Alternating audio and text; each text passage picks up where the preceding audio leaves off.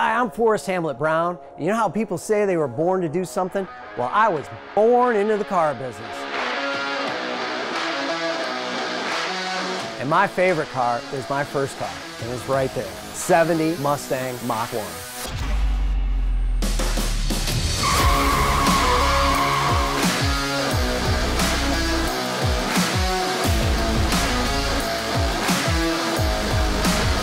Injury years ago has kept me from doing the things I love. I'm better now, and my scars tell my story.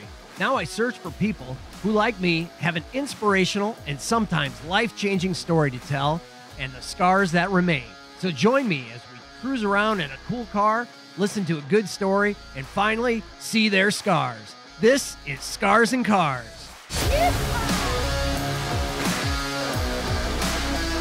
Scars and Cars, brought to you by the Browns family of dealerships. Find them at 4browns.com. Welcome to Scars and Cars. Hey, on this episode, we are featuring a 1978 Lincoln Continental Town Car Edition. I love these cars. I can go on and on about this thing. It's got so many cool little features. I can remember my dad bringing one of these home, my brother and I sitting and playing inside it for days. And we even played inside the trunk. It was so much fun. But let's check this thing out. Let's start under the hood. Okay, under this beast of a hood, we got a beast of an engine. 460 cubic inch Ford V8 engine. Lincoln, to be technical. But a whopping 210 horsepower. Yeah, they kind of detuned these just a little bit. Enough power though to make this thing go down the road at a nice cruising speed. 70, 80, whatever you want to do. A lot of fun. Look at this beast of a grill. One thing that I always thought was really cool about these is they're somewhat breakaway. Hidden headlights. It's a must on a Lincoln. Check out the wire wheels. This car's got the illumination package. This was a big deal back then. Right inside here is just a little bit of light. So you can come up and you can hit the door and that pops on there so you can know where to put your key in. You know, that was before they had keyless entry. It's kind of got the style of the old fender skirts that used to come down. It's not quite the same, but it's got that classic look to it. Another feature you don't see anymore, look at the trim. Look at the trim on this car, all the way from the front to the back. It's also got that body side molding. It goes all the way from the front to the back. Very cool. Trunk is ginormous. You can fit a few bodies in there. Check out the detailing on the back taillight area. It's just really ornate. Power antenna, gotta have that. Landau top, just makes it. You never see that anymore, do you? Check out that back seat. The doors open and close so nice. This one's got 54,000 actual miles on it. We took this car in trade quite a while ago, and I just had to put it away in the collection. They don't make cars this big anymore. They barely make cars at all. But this thing, it's just kind of a classic. We're gonna have a little bit of fun with it today and go on a little land yacht cruise with it. So join us, come along, go for a ride, Scars and Cars, check it out.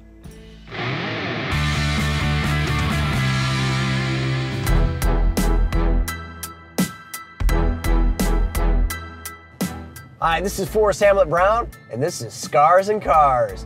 We're driving around Backbone State Park up in Northeast Iowa in a 1978 Lincoln Town Car Continental. It's a four-door, white exterior. It's got the burgundy interior with the plush leather, and I got a guy with me. We met a few years ago. He's got a really interesting story. Turned into a good friend here. His name is Rob Edwards. Thanks, Rob, for joining Scars and Cars today. Well, thank you very much, Forrest. What a great day to be out. Beautiful, beautiful park. I don't think we could have found a better place to shoot this. Yeah, I mean, it's big. You know, you just don't realize how big it is. You think, oh, that's just a little park. No, I'd hate to guess how many acres this really is, but it's a very big park. This is going to be fun. We're going to have a good time. We're going to share some car stories and get to know you a little bit more. And then we're gonna get into the serious side a little bit later in our interview and you're going to tell us you had the big one. Yes, I did. Elizabeth, Yep. I'm having the big one. I'm coming, Elizabeth. All of a sudden, that show came right to view with me. I knew what Fred was doing at that time. Where are you originally from? Where did you grow up? I'm from Fairbank. Fairbank, okay. Yep. And right there on the Quad County area there, the Black Hawk, Bramer, Buchanan, Fayette, but I was on the Buchanan County side of Fairbank. You have a family yourself, or? Nope, I've had a couple of marriages. Okay. But I didn't learn my lessons from watching my mom and dad have a great, successful, happy marriage. Okay. I went the opposite route. Oh, well, but you know, that happens. That happens, but I never had any kids. That was kind of, you know, everybody's got a regret in their life, and that's mine. I would have loved to have had kids, but you know, I've been pretty blessed. My sister had a couple of great kids, and I was able to spend more time with them. And now that they're having children of their own, it's nice being an uncle, being a great uncle, and being involved in their lives. So that's good. Yeah, I can't complain one bit about that. Check the mic and make sure it sound right, boys. So now people that are checking out this episode, they may be like, you know, that guy's voice sounds really familiar. So I kind of know what you do, and that's how we got to meet, is through your work life. So tell me, tell everybody here, what do you do? What is that voice? Why is that voice so familiar? Well, I am a DJ for a radio station out of Manchester right now. I work for KMCH. Back in their prime, that was under my thumb. The Stones on Mix 94.7 KMCH. And I see where a Baby Shark movie's coming to the theaters next month. Kind of leads me to ask, hasn't the planet suffered enough the last couple of years? I mean, obviously not. I've been doing radio for about 25 years now. In Waterloo, I was in Marshalltown for a short time, and like I said, my longest stint is where I'm at now. Like I said, at KMCH in Manchester. I've been there coming up right up on about 18 years. Well, you do have that voice for radio, and a face for newspaper.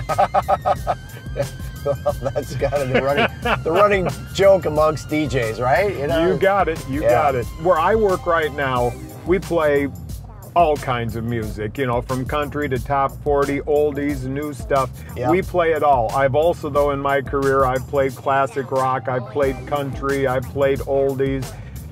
Personally, I love the blues. You like the blues, huh? I don't know why, but I love the blues.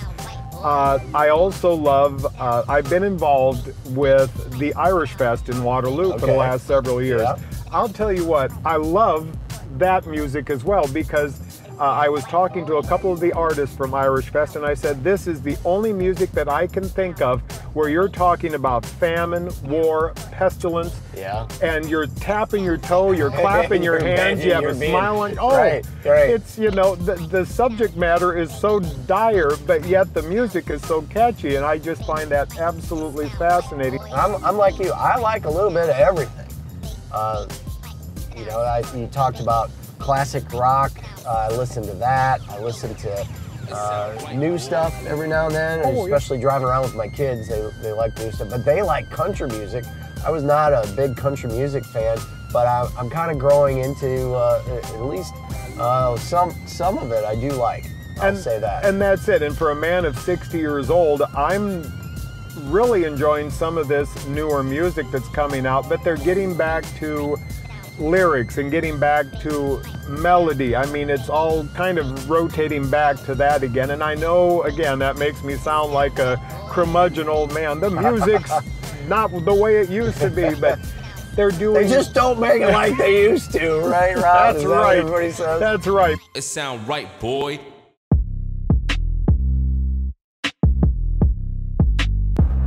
So talking about that fame and glory and whatnot with all these artists, you guys share stories? I know, because you're a pretty famous guy. Well, I like to say I'm world famous in Manchester. Outside of Manchester, maybe not. But you get out to Dyersville, you know, or there you go. See the greater, you know, the suburbs. And that's right. The greater Strawberry Point Metroplex. we're pretty strong. No, but all in all, Again, I cannot think of any place I would rather be. Like I said, we could not be more blessed to be in a greater area than Northeast Iowa. Yeah, and that's, we were trying to highlight Northeast Iowa with Scars and Cars and drive around and get to see some of the beautiful areas. And what you talked about, I appreciate that, just trying to inspire people. That's what we're trying to do with this series is, you know, get the word out that, hey, you can have some rough times in your life, but you can overcome it and hopefully be an inspiration for other people. Let's talk about the cars that you've had. What was your first car? I had a '68 Lincoln Continental, and it was a 2-door. Yeah, it was a '68, and I guarantee you that was, you want to talk about a big car. Yeah, that was a big one, just like this. It was, and the good thing about it was, once again, it rode like a dream. You could take it out on those gravel roads. You wouldn't even feel any of the washboard ruts. It was a beautiful driving car. The only problem was, I don't know how you could drive it today with gas prices the way they are now. Okay, so now, was that your first car? That was actually the first car I bought on my own. Oh, yep, okay. Yep, the first one I bought. And I didn't keep it very long, but it was fun while I had it. Okay, so what color was it? It was a very dark blue.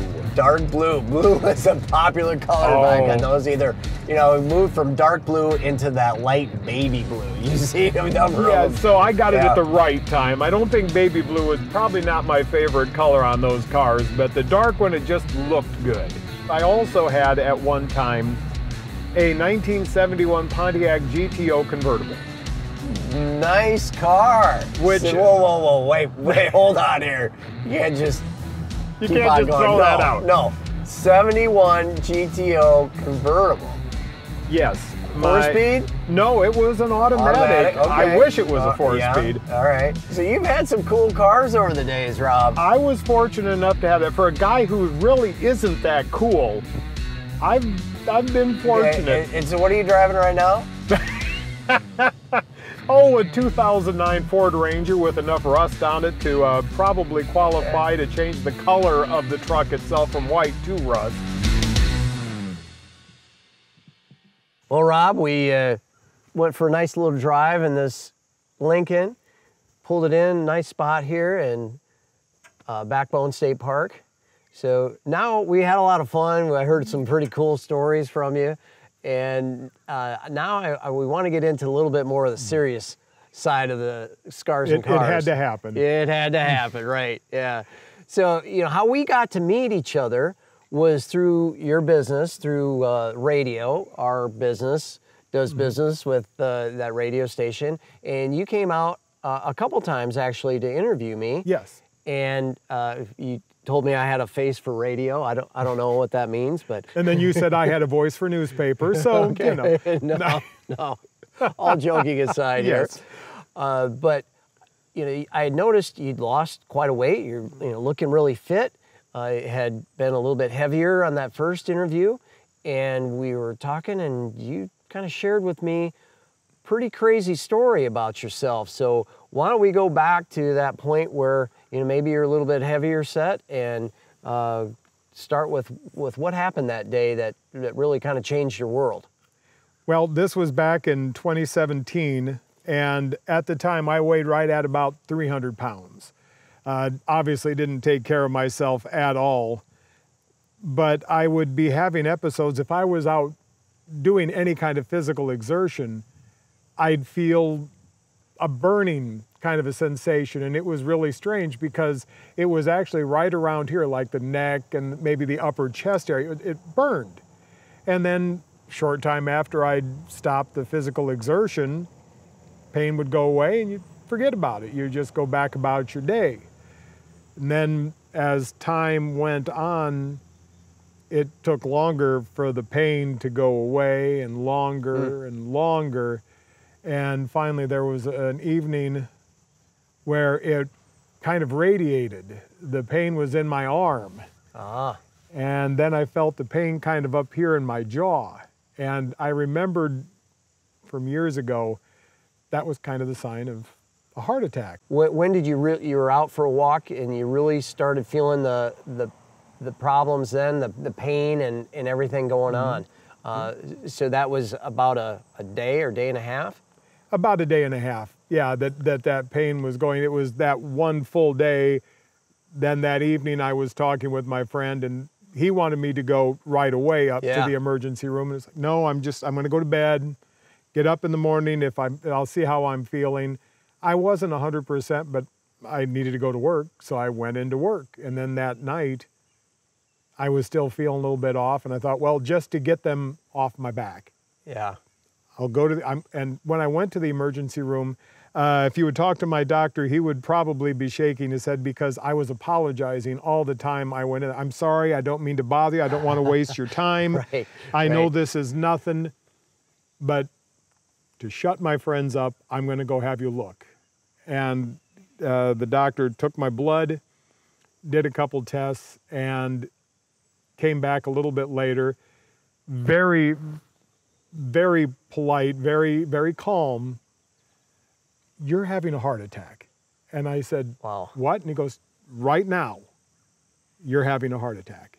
And that sobered me up real quick. I mean, I'm always liking to laugh and joke and try not to take things too serious, but that was kind of an eye-opener. Yeah, as serious as a heart attack. Exactly. I think that's where that phrase came from, is right then and there. And bless his heart, the doctor who is now my general practitioner, he was very good, kept me very calm and everything. He had told me that we were going to go to St. Luke's and get it taken care of. And I, of course, well, can I take my truck home because I have it parked here in the park? No, I've called an ambulance. Well, can I? He was just drive down to the hospital. I can go to the hospital. I'm feeling fine. But yeah, he, made sure I was safe, and I got on the ambulance. Next thing I know, I'm at the cardiac ward there at St. Luke's. So they shipped you from Manchester down to Cedar Rapids at St. Luke's. Yep. And then what did they do from there? Well, they found out also at that time I was a type 2 diabetic, which was no big surprise considering how big I was. And what they had to do was stabilize my heart. Again, it was something that had been going on for quite some time. But they did the angiogram, or they ran it through my vein, and they checked, and they said, now either we'll have to do a bypass or we'll do the stents. If we do the stents, we can do it right there. Done, in. I wasn't that lucky. I had 5 blockages. 5 blockages. And so they were very concerned about that. And the only problem is with the diabetes, they needed to get me more normal on that. They had to get everything normalized, get everything stabilized at that time. Yep. And so I was in the hospital for a little over a week for that. Then they said, okay, now we're setting a time 2 weeks in the future where you're going to come in and we're going to do open heart surgery. So they didn't do surgery on you right then? No. Luckily it wasn't, they thought that getting myself stable was a little, at that point was probably a smarter bet than just opening me up right then and there, which in retrospect, obviously was probably a pretty good idea at that time. So can you tell us about that surgery, and what did they actually have to do to you? Did they like split your chest open or anything? They opened the chest up, and from what I understand they pretty much take the heart out. I don't know if they set it to the side or whatever, but they take it out. We'll come back to that later. Move it to another room and do what they need to do. But they took one bigger artery from my arm, they took one from my leg, and then they took one from this side of my chest. Yeah, so what was the prognosis for you, at that point? What did your doctor come in and say, all right, you're going to have to do this, or what did they say to you? At that point, it was a serious, heart condition, but as we both kind of agreed on, the doctor and I, it was self-inflicted from not taking care of myself, so it wasn't heart disease. My prognosis was, okay, we did the surgery. Now you've got to do the rest of the work, and that is start taking care of yourself, the diet, the exercise. You've got to change your life. You've got to take care of yourself. So for the next couple of weeks that I was there in the hospital, a lot of training on that, on what to do and how to, take care of myself, which are things that I've hopefully have continued on, you know, to this day. Well, you look like you're really taking care of yourself. So maybe if you could tell us a little bit about what you've done to follow that doctor's advice, and what is the motivation? How do you get up every day and really follow those orders? I'm a creature of habit. My bad habits are what got me where I was, so I had to change my bad habits into good habits. And I started by just walking. I watched my diet as much as I could, but I started to walk, and it started just going out of my apartment, maybe just going just from one end of the apartment to the next. Then I built that up and built that up, and then I started to do regular workouts, and now I've gotten to the point where I go to our local rec center there where I volunteer, and I do 6 miles every night on an elliptical. No kidding, 6 miles. So I do 6 wow. miles at night, and then 3 days a week I have an elliptical at home too, and I do 3 miles. So I do about 45 miles a week. It sounds extreme, but for me, I've replaced the bad with something healthy, and I enjoy that. I do a little weight training just for upper body, but it works for me. It's low impact, but it gets the heart going, and it's gotten me to the point where I got out of the hospital. I was on 12 prescriptions. 12. Now I take a half of one pill. So that's, I don't want to sound like I'm bragging. I've just got to say I'm kind of proud of that fact that my diabetes is well handled with diet and exercise. My doctor, they test my blood quite a bit. My numbers are actually even a little low. And a lot of that I have to attribute to changing the diet and then keeping up with the exercise. So do you want to share with us the amount of weight that you've dropped? Do you care to, I don't mean to put you on the spot, but you know, you like I said, you look great. You're really doing well. Well, I did lose 100 pounds. 100 pounds. And wow. Maybe this is a little tacky to do, but I'll give you, this is my lucky belt. This is the belt that I wore. And I don't know why I keep it around, but maybe that's just my way of reminding myself, don't go back. Motivation. Yep. It's kind of nice also to be able to buy clothes off the rack nowadays.